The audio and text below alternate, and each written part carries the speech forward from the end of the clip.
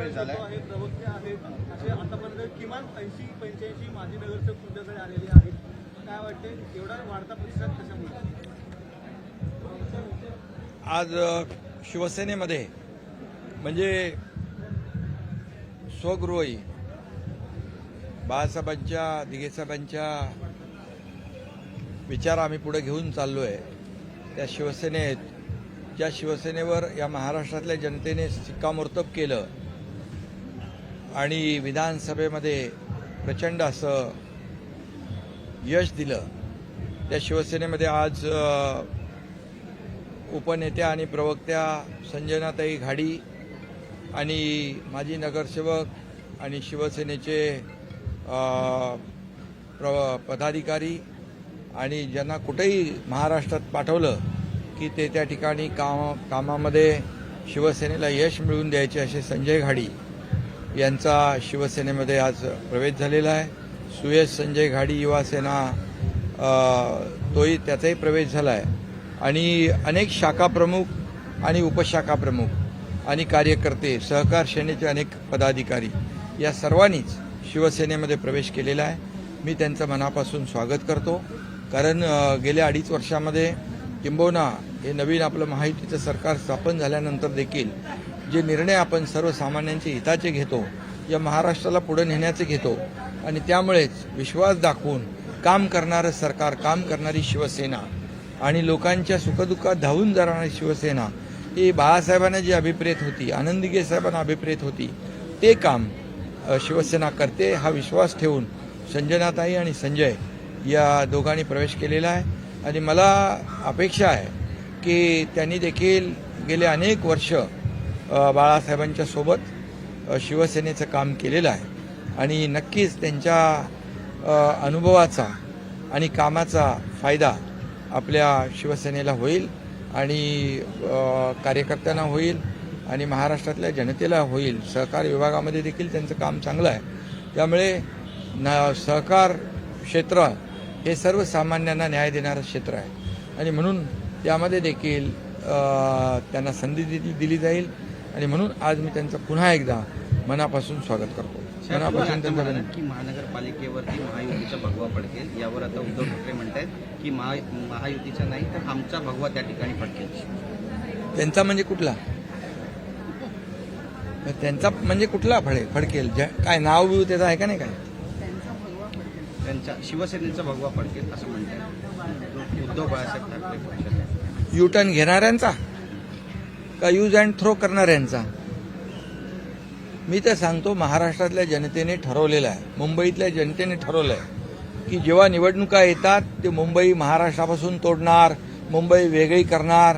हे कायमचं, हे जी काही जुनी कॅसेट आहे ती सारखी घासून ती पूर्ण घासून गेलेली आहे, तीच चालवण्याचं काम काही लोक करतायत. त्यामुळे लोकांना कळलेलं आहे की निवडणुका आल्या की मराठी माणूस आणि मुंबईकर हे त्यांना दिसतो. पण आपलं सरकार आल्यानंतर या मुंबईमध्ये रखडलेले प्रकल्प SRAचे असतील, म्हाडाचे असतील, धोकादायक इमारतींचे असतील, त्यांना पुढे नेण्याचं काम, त्यांना चालना देण्याचं काम आपल्या सरकारने हाती घेतलेलं आहे. आणि म्हणून मुंबई बाहेर फेकला गेलेला मुंबईकर पुन्हा मुंबईत आणण्याचं काम आम्ही करणार आहोत. आणि त्यामुळेच खऱ्या अर्थाने मुंबईकर मुंबईच्या बाहेर गेला कुणामुळे ही मुंबईकर ओळखतात. आणि म्हणून आज मी आपल्याला सांगतो की येणाऱ्या निवडणुकी आता रस्त्याचं काँक्रिटीकरण, मगाशी मी सांगितलं, रस्त्याचं काँक्रीट, खड्डे का इतके वर्ष खड्डे ठेवले? का खड्डेमुक्त प्रवास लोकांना दिला नाही? का खड्ड्यामध्ये लोकांचे जीव गेले? का त्यांचे अपघात झाले? का दरवेळेला त्या खड्ड्यामधून तुम्ही दुरुस्तीच्या नावाखाली काळ्याचं पांढरं, पांढऱ्याचं काळं केलं? का काँक्रीटचे रस्ते तुम्ही 15 वर्षापूर्वी केले नाही? का 3000 कोटी रुपये तुम्ही दुरुस्तीमध्ये टाकले? आणि म्हणून या ठिकाणी मुंबईकर सुज्ञ आहे. आज मुंबई सुशोभित होती आहे. कोस्टल रोड सुरू झाला, अटल सेतू सुरू झाला, मेट्रोचं पूर्ण नेटवर्क मुंबईमध्ये सुरू आहे. मुंबईमध्ये बाळासाहेब ठाकरे आपला दवाखाना, आरोग्य सुविधा आम्ही वाढवतोय. जी मुंबई महापालिकेची, शासनाची मुंबईतली हॉस्पिटल आहेत त्यामध्ये चांगल्या सुविधा लोकांना देण्याचं आम्ही काम करतोय. त्यामुळे मुंबईकर यावेळेस का गेले 15-20 वर्ष ज्यांनी मुंबईकरांना फसवलं ते आता फसणार नाहीत. आणि म्हणूनच मी मगाशी म्हणालो मुंबईवर महायुतीचा भगवा झेंडा फडकेल कामाच्या जोरावर आणि विकासाच्या जोरावर. सर, आज सकाळी आपण अमित शहाबरोबर भेट घेतलेली आहे. पुन्हा एकदा भेट झालेली आहे. काय सर याला जोडून आणखी प्रश्न भरत शेठ गोगावले पुन्हा मी एकच सांगतो, केंद्रीय गृहमंत्री सहकार मंत्री अमित शाह साहेब हे आमच्या एनडीएचे आणि महायुतीचे नेते आहेत. ते काल रायगडवर होते, काल मुंबईत कार्यक्रम होते, आज देखील मुंबईमध्ये होते. त्यांची सदिच्छा भेट घेणं याच्यामध्ये काय आहे? राजकारण काय? याच्यामध्ये कुठलेही राजकीय विषयच असला पाहिजे असं काही नाही आहे. त्यामुळे सदिच्छा भेट आहे. सदिच्छा भेटीच्या दरम्यान महाराष्ट्रामध्ये राज्यामध्ये काही विकासाची कामं सुरू आहेत, प्रकल्प सुरू आहेत. केंद्र आम्हाला मदत करते. आदरणीय प्रधानमंत्री मोदीजी आपल्या सरकारच्या मागे उभे आहेत, गृहमंत्री उभे आहेत. त्यामुळे हे काही असं विशेष काय तुम्हाला वाटण्याची म्हणजे कुणालाही आवश्यकता नाही. भरत शेठ गोगावले अचानक मुंबईकडे निघालेले आहेत. तर असं वाटतं मध्ये काही धुसफूस आली, त्या धुसफुसीबद्दल तुम्ही त्यांच्याशी चर्चा केली, मध्यंतरी काही प्रकल्पांवर स्टे आला किंवा काही प्रकल्पांवर चौकशी लागली, त्याबद्दलची काही नाराजी आपण व्यक्त केली काल आणि आज या 2 दिवसात. आता कालच मी बातम्यांमध्ये ऐकलं की मी असं म्हणालो, मग अमित भाई असं म्हणाले. हे तुम्हीच सगळं चालवताय. धुसफूस नाही, खुशखुश आहे, काही धुसफूस नाही. दादा पण म्हणाले आणि आम्ही काम करणारे लोक आहोत. काम करणारे लोक तक्रारीचं रडगाणं गात नाहीत. आम्ही रडणारे नाही, लढणारे आहोत. त्यामुळे असेल काही ते बसून ते चर्चेतून सगळं सुटणार, रायगडच्या संदर्भात काही सगळं होईल, सगळ्या गोष्टी सुटतील. थेट मुंबईला यायला निघाले, सर्व नियोजित कार्यक्रम रद्द करून आपली काही त्याच्यावर चर्चा पाणी करत. अरे मुंबईला आमचं काम तुम्ही फार म्हणजे आमच्या मनामध्ये काय, भरत गोगावलेच्या मनामध्ये काय, कोणाच्या मनामध्ये काय ते तुम्ही बातम्याद्वारे चालवता. अरे तुम्ही हे चालवा ना. आता हे नवीन नवीन प्रवेश होत आहेत, विकास होतोय, चाललंय सगळं. कालचं हे सगळं चालवा. पाणी प्रश्नावरून आता ठाकरे मोर्चा काढणार आहे, कारण टँकर चालकांचा संप टँकर असोसिएशन आणि त्यावरून समजा तोडगा नाही निघाला आता मला वाटतं परवाच्या दिवशी केंद्रीय जलशक्ती मंत्री CR पाटील साहेब इकडे आले होते आणि मुंबई महापालिकेच्या आयुक्तांशी चर्चा झाली आहे.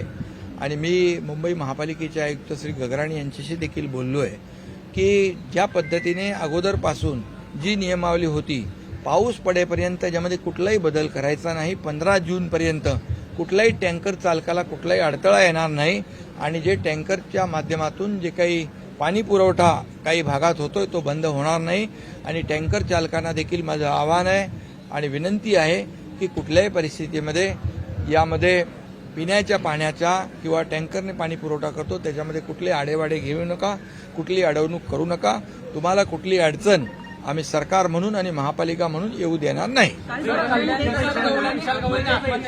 आणि मोर्चा कुणी काढायचा? अरे 15-20 वर्ष तुम्हीच होते ना, 15-20 वर्ष तुम्हीच होते. आम्ही तर आमच्या काळात रस्ते धुतले जे ब्रिटिश काळात धुवायचे. आम्ही तर रस्ते धुतले, स्वच्छ केले प्रदूषण कमी करण्याच्या दृष्टीने. तुम्ही तर 15-20 वर्ष तिजोरीत धुतली. आम्ही रस्ते धुतले, रस्ते स्वच्छ केले, तुम्ही तिजोरी साफ केली. हा फरक आहे. त्यामुळे काय कुणाकडे मोर्चा काढताय तुम्ही? एवढे वर्ष काय केलं हा हिशोब या निवडणुकीमध्ये जनता विचारल्याशिवाय राहणार नाही आणि त्याचा हिशोब घेतल्याशिवाय राहणार नाही. साहेब, कल्याणमधील अल्पवयीन मुलीवर अत्याचार करणाऱ्या आरोपीने आत्महत्या केली सकाळी, त्याच्यावर काय म्हणतात? संशयास्पद मृत्यू झाल्याचं आता त्याच्या बाबतीमध्ये पोस्टमार्टम होईल, त्याच्यात रिपोर्ट येईल आणि त्याच्यामध्ये दूध का दूध पाणी का पाणी होईल. परंतु मी एवढंच सांगतो की ज्या आरोपीने अमानुषपणे एका अल्पवयीन मुलीवर बलात्कार केला होता, अत्याचार केला होता, त्याचे केस आम्ही फास्ट ट्रॅकवर चालवून त्याला फाशीची सजा मिळाली पाहिजे अशी सरकारची भूमिका होती. परंतु ते आता त्यांनी आत्महत्या केली आहे. तर पोस्टमॉर्टम रिपोर्टमध्ये दूध का दूध पाणी का पाणी होईल. थँक्यू. संजय राऊत असं म्हणताय काल अमित शहा संजय राऊत, तुमचे प्रश्न संपले? तुमचे प्रश्न संपले का? आमचे प्रवक्ते कोण संजय राऊत आहे?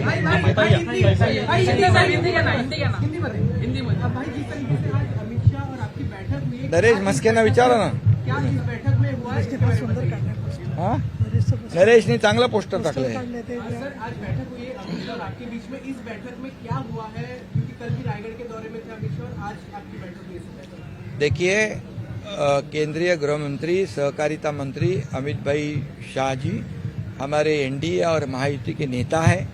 वो कल रायगढ़ में थे, कल मुंबई में कार्यक्रम थे और आज मुंबई में थे.